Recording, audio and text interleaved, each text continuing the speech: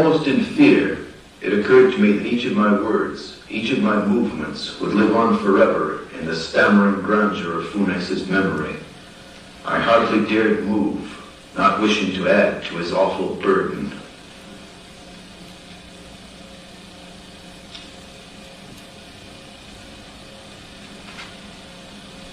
Toward dawn, almost as if for the first time, I saw the face of the voice that had spoken to me all night. It seemed as monumental as bronze, more ancient than Egypt, older than the prophets and the pyramids.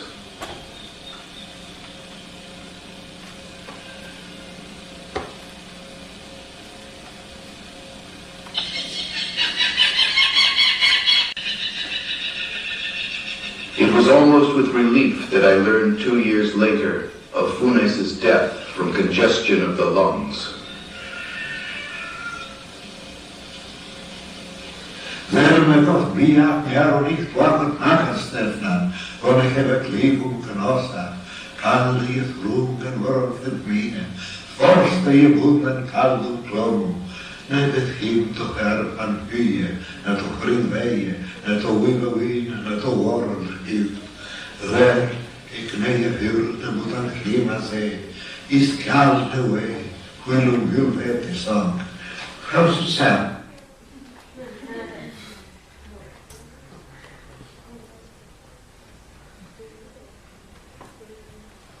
Bueno, pues dejamos esa parte final, es Borges hablando anglosajón antiguo, ya a una edad avanzada, en la década de 1970, decidió estudiar ese anglosajón y extraordinariamente se grababa muchísimas cosas y las recitaba de memoria. Hay que recordar que Borges desde pequeño tuvo problemas con la visión, ya sabía, era la quinta generación de su familia que tenían esos problemas y sabía que se iba a quedar ciego.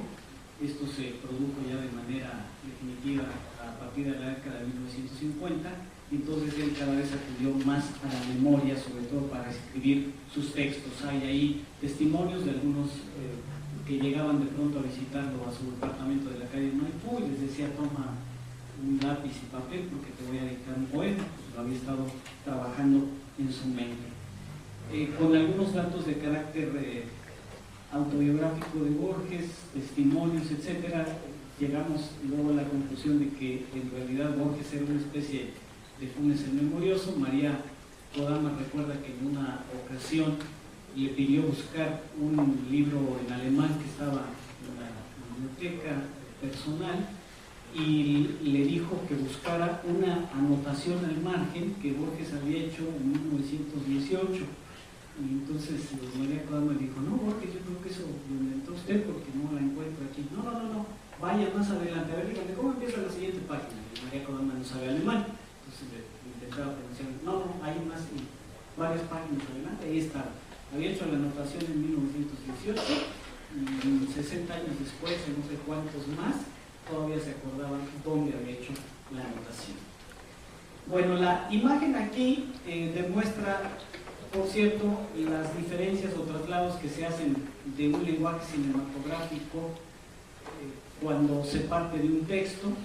Cabe recordar que en el cuento de Funes el Memorioso todo está narrado por el narrador y entonces no hay representación directa, y es fundamental por el hecho de que está hablando precisamente de la memoria. En la parte central, donde Funes está pensando en hacer su sistema de numeración, todo se asocia con imágenes. Según los psicólogos que han estudiado a los Saban, cuando les preguntan qué es lo que hace, parece ser que, al igual que nosotros, para fijarnos algo, intentamos asociarlo con imágenes. Eso es lo que hacen ellos, ya sea con números o con palabras, las asocian a las distintas imágenes.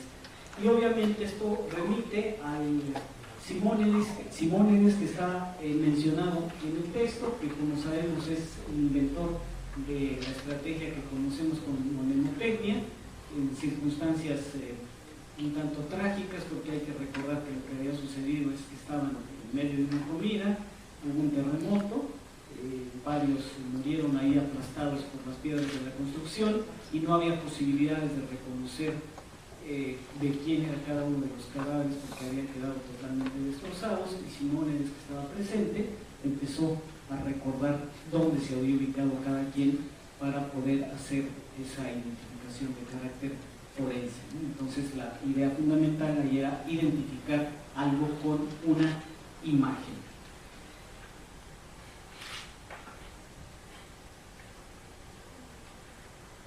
Al final de su vida, en la década de 1980, hay que recordar que Borges murió en 1986, en una entrevista dice lo siguiente Borges respecto de una estructura recurrente de su obra, el esquema reiterado. Se refiere obviamente a Funes el Memorioso, pero años después otros textos. Entonces surgió el cuento, un hombre abrumado por una memoria infinita. Ese hombre no puede olvidar nada y cada día le deja literalmente miles de imágenes. Él no puede librarse de ellas y muere muy joven, abrumado por su memoria infinita. Es el mismo argumento de otros cuentos míos. Yo presento cosas que parecen regalos, que parecen dones y luego se descubre que son terribles. Por ejemplo, un objeto inolvidable en el Sahib. La enciclopedia de un mundo fantástico en un valor histórico. En el Aleph hay un punto donde se concentran todos los puntos del espacio cósmico. Esas cosas resultan terribles. Pese a las notorias diferencias entre los textos que él enlista, hay que decir que se pueden conjuntar a partir de su argumento, en donde los supuestos dones quiméricos máximos con los que ha soñado durante milenios la humanidad, memoria infinita, objetos o personas inolvidables, entidades extraordinarias, inmortalidad, se convierten en un lastre, en algo terrible que mina la anhelada felicidad o que incluso impide la más mínima tranquilidad.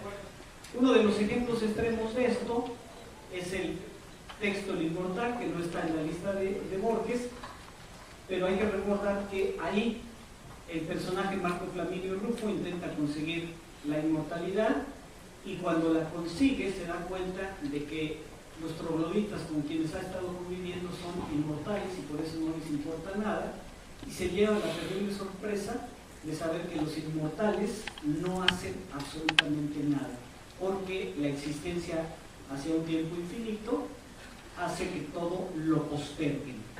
Y entonces la condición de mortalidad se nos sugiere en el texto es precisamente la que imprime significado a todos nuestros hechos. Alguien es heroico precisamente porque es mortal, porque si no fuera mortal, pues esa heroicidad no existiría porque no arriesgaría su vida. Entonces, la literatura de Borges no se limita a derruir la falacia de que una memoria infinita sería un don inapreciable, sino que incluso muestra la necesidad del olvido para la sobrevivencia cotidiana. Esto se puede ilustrar, y con ello termino, con el final del texto, el Aleph, que ya he citado antes. El narrador, recordemos que puede ver ese objeto infinito y mágico que es el Aleph gracias a Carlos Argentino Daneri, y luego de esa experiencia epifánica por fin ha visto todo el universo y al final nos dice que él ha tenido enfrente de sí algo que los seres humanos no conocemos, que es el universo.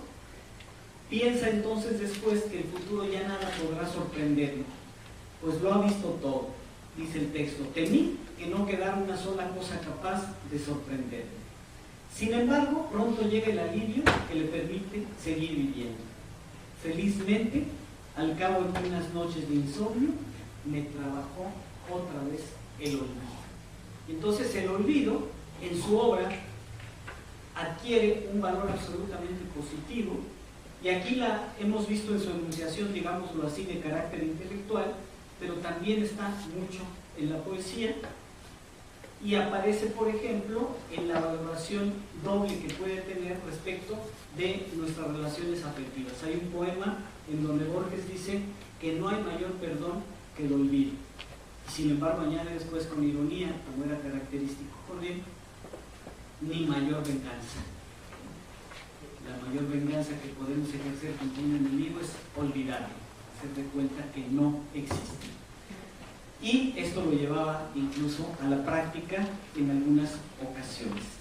En los textos finales de la década de 1970, varios de los narradores enuncian lo que está en el título de mi conferencia, es decir, el hecho de que en última instancia la invención parte de la memoria y el olvido, que ambos elementos trabajan conjuntamente para forjar la literatura, porque sin memoria y olvido la literatura no existiría. Gracias.